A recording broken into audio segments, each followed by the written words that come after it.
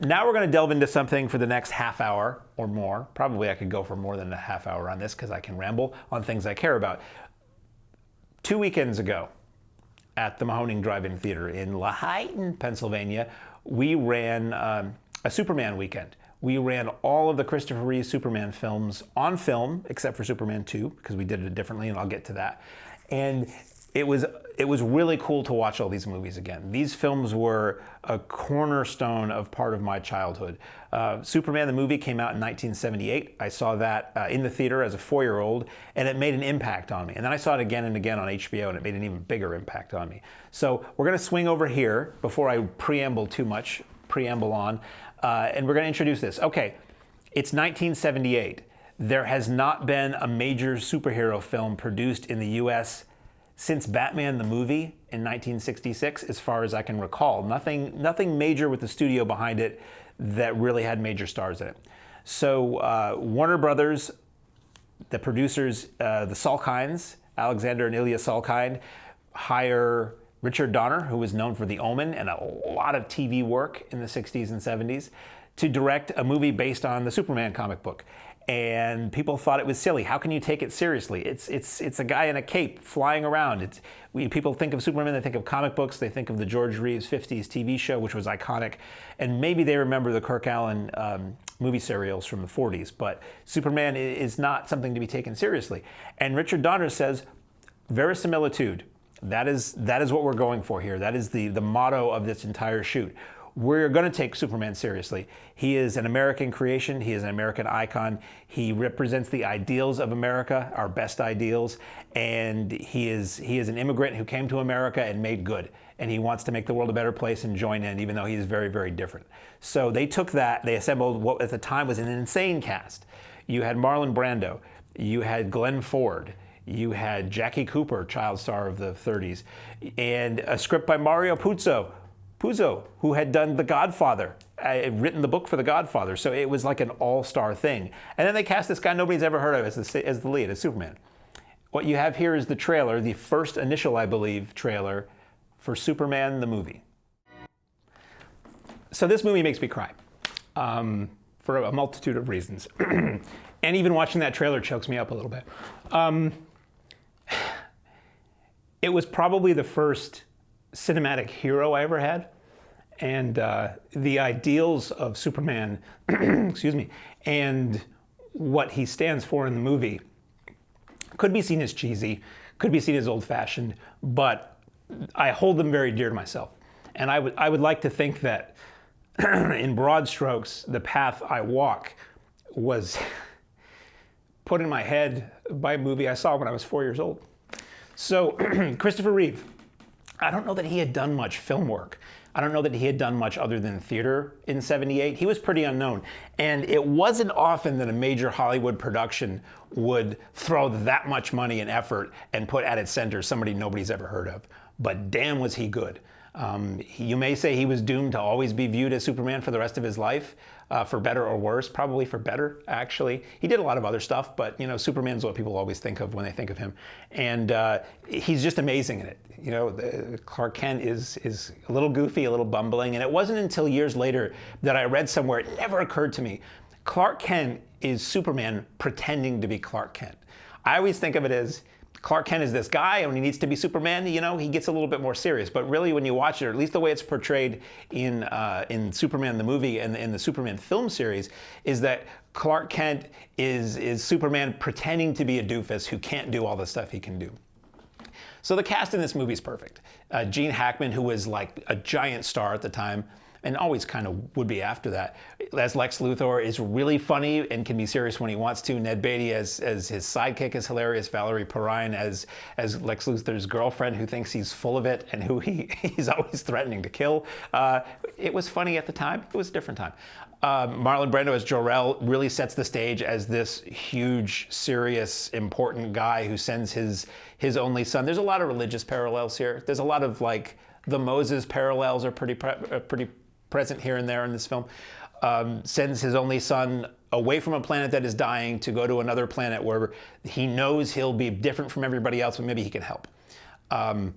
And you got the farm sequences at the beginning of the film are beautiful and really set where the core American values, the small town values, Smallville as it would be, are instilled in Superman. Then he goes to the big city and just tries to help. So special effects for the time were revolutionary. Tagline: "You will believe a man can fly." You did.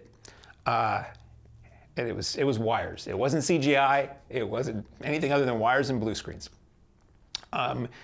And he was just charming. In later years and more recent years, Superman has to be dark. He has to be troubled. He has to be flawed. Screw that. I want a Superman who's a nice guy. I want a hero that I want to be like. I don't need to identify with him. I want to strive to be like him. And that's what Superman was in this film. It's a long movie. It's an epic movie. Watching it again at the drive-in, it's like an hour before they even get to Metropolis and you even see Superman. But what you get up to that point is so epic and heavy and serious and well executed. And can we talk about John Williams' score for just a second?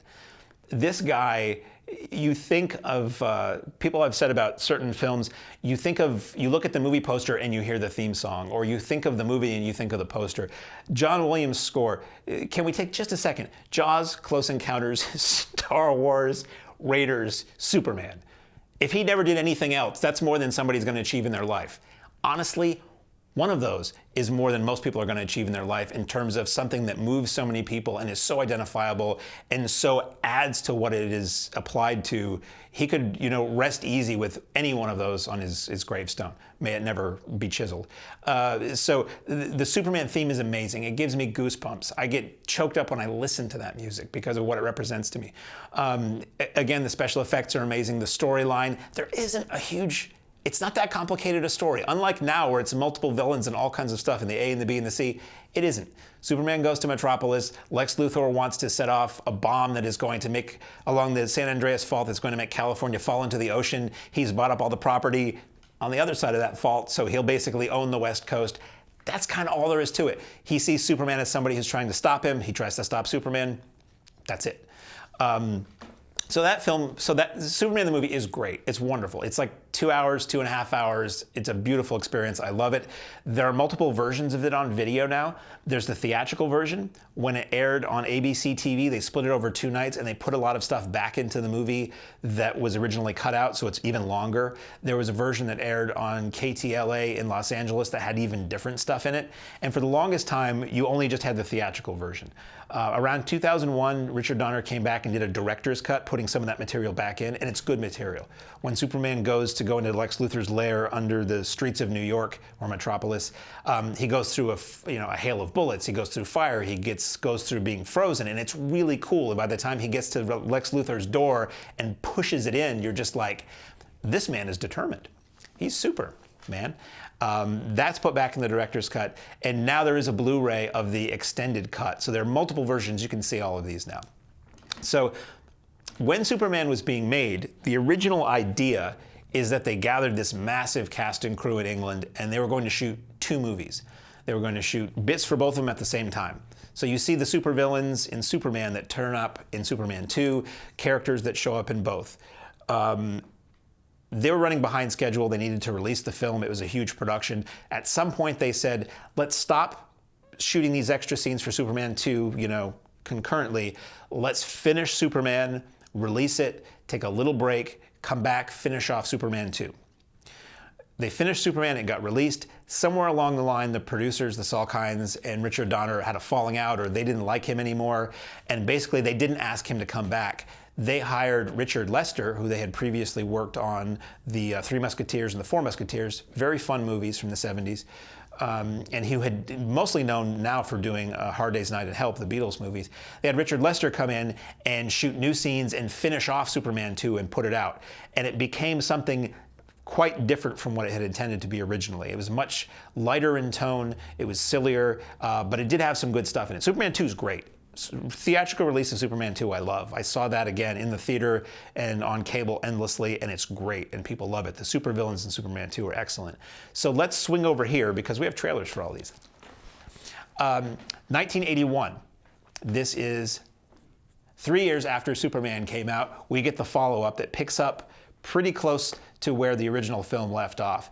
You have Christopher Reeve and Margot Kidder are back. Really pretty much the entire cast who survived the first movie are back. But this time we have supervillains. We see them very briefly at the beginning of Superman. They're cast off into the Phantom Zone. They've tried to, overtake Metropolis, and somehow they have been freed and they are headed toward Earth to just cause trouble. This is the theatrical trailer for Superman 2. Cleverly titled. What do we call the second one?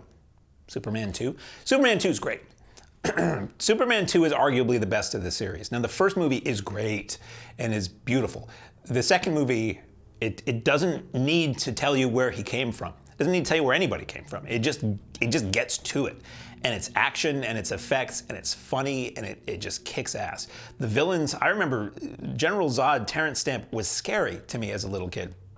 And he's great. I didn't know him as anything other than that character. So as far as I was concerned, it was this bad bearded guy who's just trying to kill people and make them kneel. So basically the story, as I said, is the supervillains that were cast out into space in the original Superman, for some reason are freed from their glass rotating pane in space prison, and they're like, that planet looks like a fun one to take over, so they come to Earth and they just mess stuff up. And they ultimately go to the White House and take over and demand that Superman, become their slave or kneel before Zod, which is something that's set up at the beginning of the original Superman. Again, see, these were both shot at the same time. So the release version of Superman 2 that most people know, is great. It's got some good action. That Paris terrorist bombing of the attempted bombing of the Eiffel Tower is very good and exciting. The Niagara Falls stuff is great.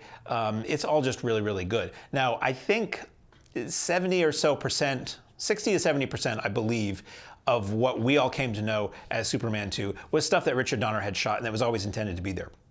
Because they didn't finish a lot of it, and because once Donner was fired, certain cast members sort of refused to come back and continue work on the Superman 2 under somebody else, they had to kind of rearrange some stuff and shoot a lot of new stuff. So none of us knew that at the time, or at least nobody who wasn't following the trades didn't know that at the time. So we all took it as read that Superman 2 is just a good movie.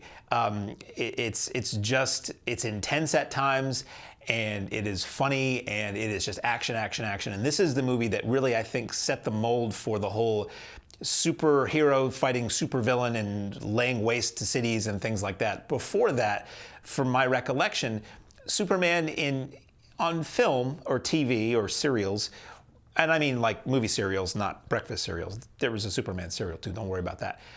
There was Superman peanut butter.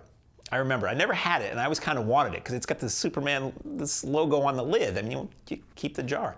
Superheroes in the past were, there'd be a villain and they would have a ray, or they would have a plan, or they would have something that could, weaken Superman and try to kill him or imprison him. But it was never somebody who was on equal footing. That's what we have in Superman 2. You have three villains who have the same powers that Superman does, and, how does he overcome 3 against 1?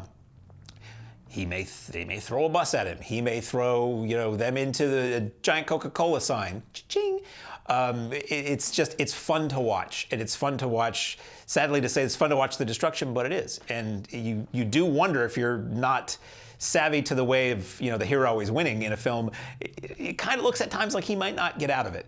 Now, also in this film, there is a bit where Superman, not aware that these villains are around, and he loves the Margot Kidder, Lois Lane character so much, he goes into a chamber in the Fortress of Solitude, and he does some kind of weird thing that basically turns him into a mortal, a civilian, so that he can live a normal life with her and not have to worry about being Superman anymore. And then, I'm not going to cuss on the show, but right after that happens, he goes into a diner and he sees on TV that supervillains have shown up and they're asking for him to come, kneel, and he's just like, oh. Perhaps I was a little hasty in that whole eradicating myself of the powers. So there's a good conflict in this film. So Superman 2 is great. It's wonderful. It's pretty long again, but it's more action and it's more like a locomotive than the first film was. Years later, Warner Brothers approached Richard Donner to try to reconstruct what his original vision for the film was. This is the era of the DVD releases and director's cuts and extended cuts, and how can we shake a little more flour out of that empty sack and get a little bit more out of something that's pretty much, it is what it is. So a really talented editor put together based on the footage that existed in the vault, and using screen tests and using some doubles and some voice actors and some not expensive CGI, was able to pretty much reconstruct Superman 2 as it originally was intended. Now, it has to reuse some footage from the first movie, so you get that flying backwards around the world. I believe you get that more than once. You get certain things more than once that originally shouldn't have been that way. But because originally it was sort of one long story rather than this thing and then this thing. But it was released on video. We ran it at the drive-in digitally on the big screen, which it never had a theatrical release before. Superman 2, the Donner Cut is what it's called. And I think it's really good. It's different. There are certain things that are not in this version of Superman 2 that you may always know and love, but there are a lot of things that are in there that you've never seen that are cool, that are really good ideas. And it's cool to have just an alternate version of a movie I love. It's one of those things. It's not necessarily, it's not better or worse than the theatrical Superman 2. For me, it's just another way to watch it. It's like, I'm going to watch Superman 2, and you just sort of, eeny, meeny, miny, and which one am I watching this time? Because they're both different enough that it's kind of a unique experience with the same people. So Superman 2, the Richard Donner Cut, is available like everywhere. And with Superman 2, again, like I talked about Superman, there was the TV version. There was the KTLA version of Superman 2, which had a line that I always wish would be back in the film, and I don't know that it's in the Donner Cut. It's certainly not in the theatrical cut. When the supervillains land in Texas and they're laying waste to everything, there's a young boy who sees the destruction, and he runs and jumps on a horse and rides off to get help. And I believe it's the Ursa character turns and zaps him with the laser eyes, and he's killed. And somebody says, but he was just a boy. And Ursa says, who will never be a man. And that's one of the coldest, most villainous lines I've ever heard, and it's amazing. I don't know if there is a release of this film anywhere digitally, legitimately, that has that in there. So for the moment, until I can verify that, I still have my bootleg tape of the KTLA version. Okay, 2 years after Superman 2 came out, Superman Gravy Train is running. These movies are huge. We have another release in the series. Superman's running hot. Superman is a hero. Superman is a franchise at this point. You got Superman, you got James Bond, you got Star Wars, and you got Indiana Jones. At this time, at this period of time, you still were getting new Superman, Indiana Jones, James Bond, and Star Wars movies. Just think about that for a second. It's a pretty cool time to be a kid. So we have this third entry. This entry, again, directed by Richard Lester. Richard Donner's gone. He's done with this. And this one's pretty silly. This time we bring in Richard Pryor, who was having a big film career at the time and moving a little bit more into a more family-friendly area than his very adult stand-up and films were before that point. Richard Pryor plays an average schmo who figures out a way to... He figures out that he's really good with computers. He is hired by... I'm forgetting his name. He's hired by Napoleon Solo, Robert Vaughn, to basically build a weather computer to help control or destroy the coffee bean industry so that the coffee bean industry that Robert Vaughn owns will be the only source of coffee in the world. It's pretty silly. This is the trailer for Superman 3. So as a 9-year-old, I was all over this. Woo! New Superman movie. And it looked funny and it looked fun, and that music kicked in, and I saw that trailer and I got goosebumps, and I'm like, I'm there. And I went and saw this in the theater. I think I only saw it once. I might have seen it more than once. And at the time, I loved it. It was funny, and it was Superman, and you had the evil Superman and new characters, and you got a little bit more of Superman's past, and it was a blast. And then I saw it endlessly on cable. I even got I think it might have been the first 12 for a penny that I got from Columbia House. I got cassettes at the time because I had my Walkman, and I got the Superman 3 soundtrack. So it was funny watching this. It was interesting watching this movie again for the first time in quite a while at the Mahoning on film. A nice print of it, too. Feeling like I'm back in 1983 at a drive-in watching this for the first time. It's funny. So it was 2 nights. We had Friday night, Superman and Superman 2, and Saturday night, Superman 3 and 4. And I said from out of the gate, I'm thinking, Saturday night's probably going to be pretty manageable in terms of the crowd. It was. But there were people who just came for Saturday night, so there you go. So Superman 3, as I said, Richard Pryor, this is a Richard Pryor heavy movie. I think there's far more Richard Pryor than there is Christopher Reeve in this film. But Richard Pryor was hot property. He was a big-time movie star at that point. He'd been in movies since the 70s, but he was really hitting in the early 80s. And he was starting to soften his image with being in these movies a little bit more family-friendly. And it's really about this average guy who's a little bit bumbling, very, meek, and he figures out he's good with computers, and he's enlisted by this, evil rich guy to try to, stop Superman and control the coffee business. This seems like really light material for a Superman movie. I don't think every superhero movie needs to be the end of the world. That gets boring after a while. The stakes don't have to be gigantic. It's just, it's a lot of a comedy, this movie. There are serious elements to it, but the Richard Lester touch, which isn't necessarily always a bad thing, but in this, the Richard Lester touch really moves us into the realm of comic book in quotes and comedy. And more like an episode of Super Friends than a theatrical film, after how heavy occasionally Superman and Superman 2 were. So there's no Lex Luthor this time out. Pretty much everybody else in the cast is back. You don't get much Margot Kidder in this film. You get a little bit of her at the beginning and the end, but mostly this, which seems weird because this is Superman, Clark Kent, going back to Smallville for his high school reunion. And you get a little bit of him at the old farm, which is up for sale and is sad. And you get him meeting his old high school crush, Lana Lang, who, they knew each other back then, but, he was off in the shadows and she was with the popular kids. And it's really about the relationship between Clark Kent / Superman and Lana Lang, and him again wanting to find love with a normal person and get away from the city and be simple, and the world intrudes. The bad guy comes up with this, the bad guy with Gus Gorman, Richard Pryor, comes up with this synthesized kryptonite that isn't quite the same thing, and Superman's exposed to it, and it basically turns him bad. It turns him into evil Superman, as they say in the trailer, which basically means he suddenly doesn't shave, gets a little gray in the temples, and for some reason talks with a New York accent. I don't know what that's about. He's from Metropolis in the Midwest, but the New York accent comes in. There's a moment which is really cool, one of the more memorable moments of the film, where Superman and Clark Kent split off into two beings, and they basically have this battle of intellect and wills and strength. And at one point, Superman grabs Clark Kent and he said, "You always wanted to fly, Kent. Now's your chance." And even as a kid, I always thought the pronunciation of "now's your chance" was a little weird, but it's fun. Superman 3 is fun. It's much lighter than the first two, and it's much sillier than the first two. There's a lot of really silly, slapsticky, goofy comedy, some of which I was kind of rolling my eyes at during the film. Some of the comedic performances are very, very broad. But at its core, we have Christopher Reeve as Superman, and he's great. And we have the Daily Planet gang, and they're great. And there are some cool moments where there's like a oil refinery fire, a chemical plant fire that Superman has to help save people from. That's cool. And some of the things where he fights the big computer at the end, it's a little bit silly. Where that scene goes is very silly, but that's like a cool comic book moment. Comic book doesn't necessarily have to be a bad, frivolous, silly thing. Comic books generally, at least these days and for the last couple decades, are really well written and really pretty intelligent. It's just that the image of comic book is, the thing that you used to put silly putty on and peel off and do that to when you were a kid while you were chewing bubblegum. Hopefully not mixing up the bubblegum and silly putty, or it becomes a Three Stooges sketch.